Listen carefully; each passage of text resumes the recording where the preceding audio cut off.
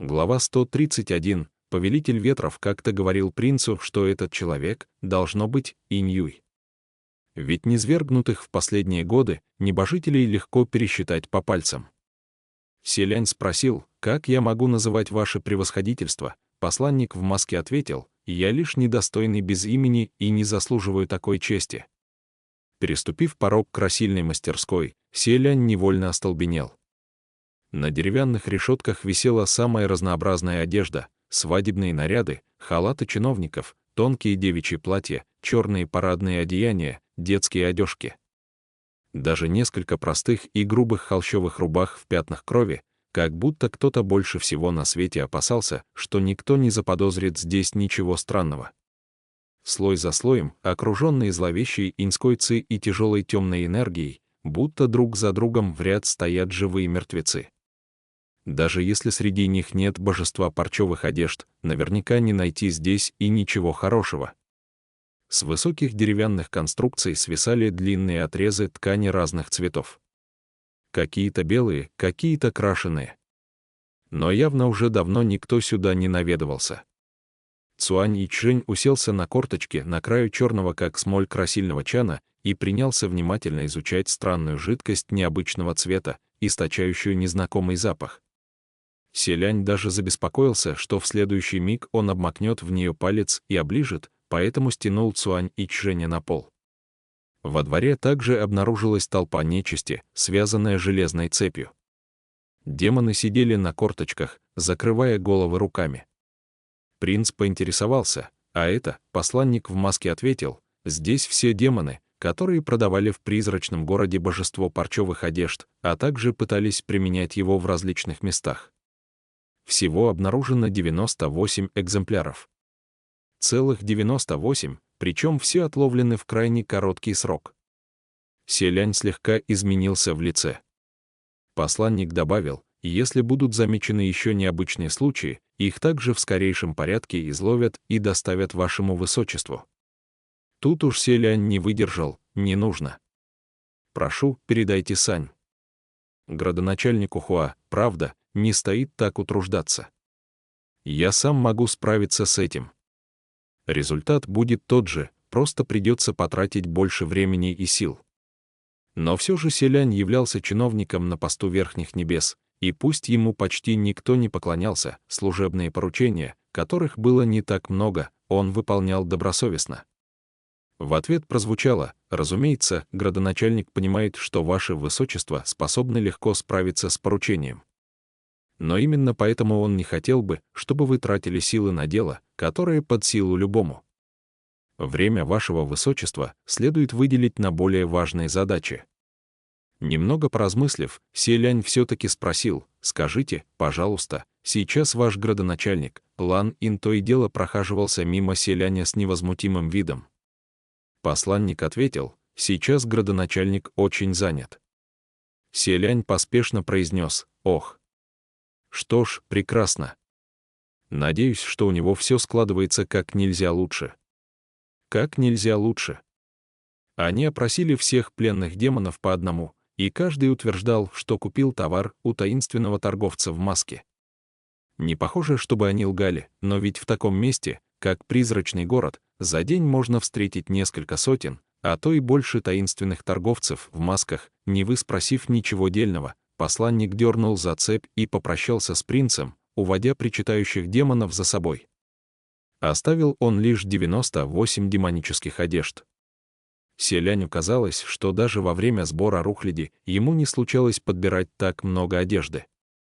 Просмотрев одну за другой, он усомнился, что среди них вообще есть настоящее, поэтому сказал Цуань Ичжэню, «Цэин, взгляните теперь вы». Цуань Ичжэнь потрепал рукой и без того растрепанные вьющиеся волосы и покачал головой, их слишком много. Слишком много демонических одежд. Все они влияют друг на друга, что в свою очередь отрицательно сказывается на вынесении решения. Человек с обостренным вкусом сможет различить в одной сладкой начинке и грушу, и яблоко. Но если смешать вместе 98 видов фруктов и дать ему попробовать, ощущение разных вкусов совершенно потеряется. Селянь уже раздумывал над другим способом, когда обернулся и застал Цуань Ичжэня, намеревающегося надеть на себя одну из одежд.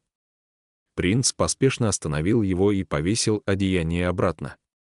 «Стойте, стойте, стойте! Цин, для начала договоримся. Во-первых, нельзя есть, что попало.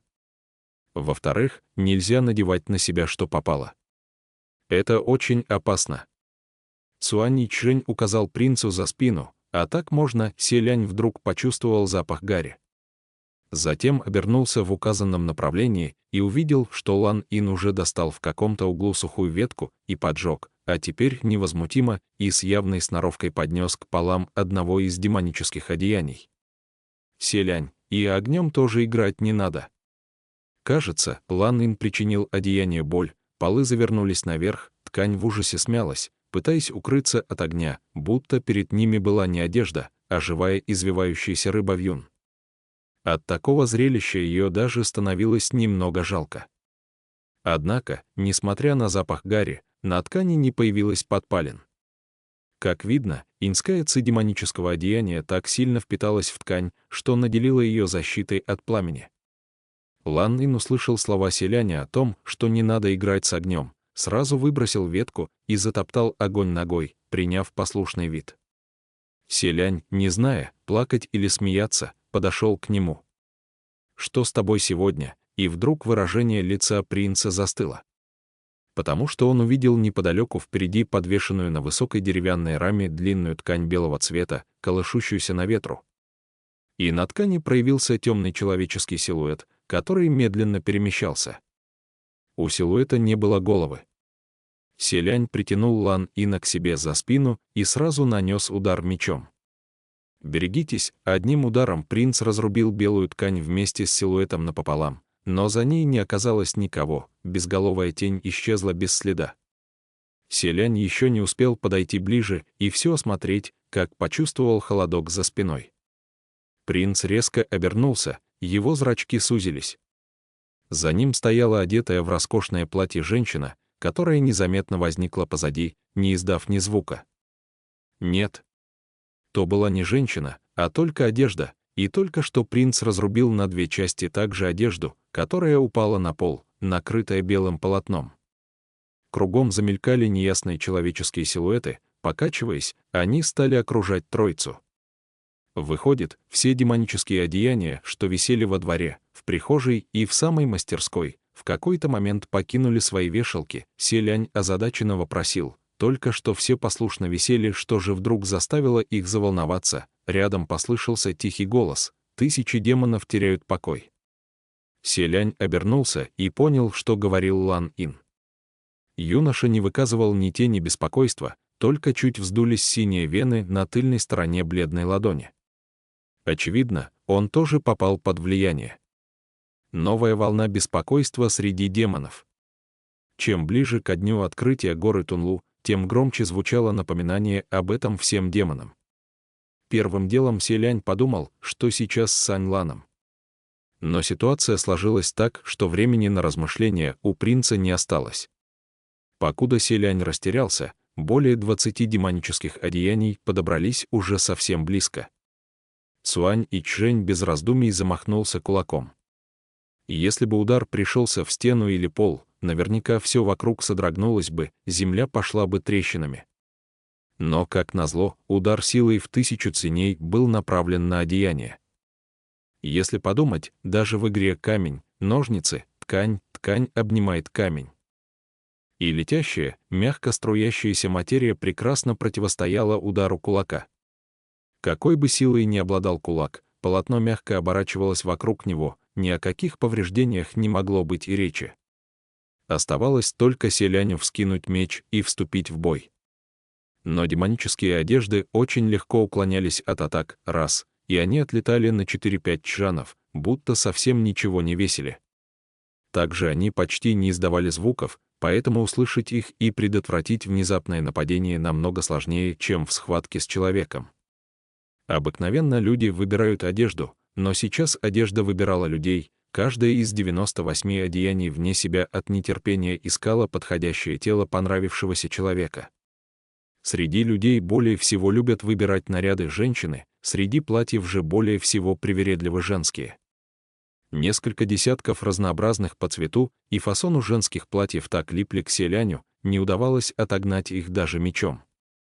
Битва выглядела еще ожесточеннее, чем как если бы женщины отбирали друг у друга прекрасный, пришедшийся по сердцу наряд. На какое-то время вокруг Селяня будто скопились горы цветов и парчи, его окружили женские платья, тянущие принца из стороны в сторону. Цуань Ичжэнь стянул с себя и бросил на пол несколько детских одежек, упрямо лезущих к нему на голову, и с любопытством спросил: «Почему вы так нравитесь этим женским платьям? Может, они нашли во мне что-то родное?» Впрочем, ни одно демоническое одеяние не привязалось к Лан Ину. Возможно, потому что юноша сам являлся демоном, и они понимали, никакой пользы из него не извлекут, поэтому не приближались. Селянь одним ударом разрубил поперек талии несколько женских платьев, но те лишь разделились на две половины и по-прежнему двигались свободно, даже стали уворачиваться еще быстрее и проворнее. Краем глаза принц уловил, как пара демонических одежд тайком пробирается к окну, и вскрикнул: «Закрыть дверь, держать оборону!» Не дайте им уйти, два божества и демон еще могли противостоять напасти, но если все демонические одеяния сбегут и нападут на других людей, хлопот не оберешься. Однако кричать было уже поздно. Двор красильной мастерской находился под открытым небом, и несколько длинных халатов, расправив широкие рукава, поднялись в воздух и, словно огромные летучие мыши, взлетели в ночное небо. Селянь горестно простонал в душе и позвал Цуань Ичжэня: «Циин, здесь все оставляю на вас». Затем легко оттолкнулся от земли и перелетел через стену, хватаясь за полу демонического одеяния. С весом целого человека халат не смог улететь, как бы ни махал рукавами, одеяние упало на землю. Принц мертвой хваткой держал беглеца за полы, но тот оказался хитер, с треском оторвал край ткани и, будто герой, отрубивший себе руку, укушенную змеей, второпях ускользнул от селяня. Как раз мимо по дороге проходил путник. Мужчина в охмелю возвращался домой, а когда на него вылетело странное существо без головы, от испуга завопил: а Безголовый демон. У него нет головы. Селянь тут же бросился вперед, схватил одеяние и показал путнику, успокаивая: «Не бойтесь, не бойтесь. Смотрите. Здесь не только головы, здесь вообще никого нет». Мужчина глянул и убедился, что внутри ворота и впрямь пусто, ничегошеньки нет. А ведь это еще страшнее, чем безголовый демон. Бедняга тут же закатил глаза и упал без чувств. Селянь подхватил несчастного и осторожно уложил на землю. «Прошу прощения. Я сейчас все улажу, совсем разберусь». Когда демонические волнения улеглись, селяню с огромным трудом удалось схватить все одежды, которые вылетели из красильной мастерской. Принц сосчитал их, убедился, что все на месте, и, наконец, вздохнул спокойно. Раз дело повернулось подобным образом, Селянь заявил: «Что ж, придется нам воспользоваться самым простым и грубым способом, который предложил Циин. Будем надевать на себе каждую одежку по очереди». Принц хотел бы сам вызваться, но серьезно сомневался в том, что двое его напарников смогут совладать с ситуацией, если вдруг он действительно наденет настоящее божество парчевых одежд и случится что-то непредвиденное. Поэтому Селянь решил взять контроль над процессом в свои руки, наблюдая за тем, как его спутники меряют одежды. Итак, Лан Ин и Цуань Ичжэнь сняли верхние дейни и принялись надевать один наряд за другим. Каждый раз Селянь приказывал им что-то простое, вроде «подпрыгни 2 раза» или «покрутись вокруг себя», чтобы посмотреть, станут ли они повиноваться. Однако после того, как все наряды были испробованы и каждый из юношей надел по 40-50, ничего необычного они не обнаружили. Как видно, среди этих одеяний не было божества парчевых одежд. Зря только они потратили полночи. Лан Ин с Цуань Ичжэнем в тонких рубахах присели на корточки, Селянь же уселся на гору раскиданной на полу одежды и, поддерживая лоб рукой, сказал: «Покупать у торговцев подделками и правда не стоит». Посидев так немного, он решил обратиться к Ален Вэнь и применил заклинание духовного общения. Лин Вэнь, у меня тут собралось немного демонических одеяний, среди них мы не обнаружили настоящего божества парчевых одежд, но все же каждое довольно опасно, справиться с ними непросто.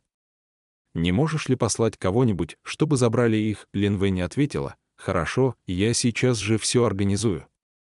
Сколько одеяний вы обнаружили? 98. После недолгого молчания Лин Вэнь заметила: ваше высочество, вы в самом деле весьма способны. Это даже больше, чем в моем докладе. Селянь мягко кашлянул. На самом деле, это не я. Он вдруг запнулся, ощутив знакомое чувство холода по позвоночнику. На секунду замерев, принц поднял глаза и посмотрел перед собой. Там, на колышущихся белоснежных отрезах полотен, отразился темный человеческий силуэт. На этот раз он не двигался, голова была на месте. За длинными полотнами, подобными занавесу, действительно стоял человек. Становилось ясно, что это высокий молодой парень, и даже его растрепанные волосы на тени выделялись совершенно отчетливо.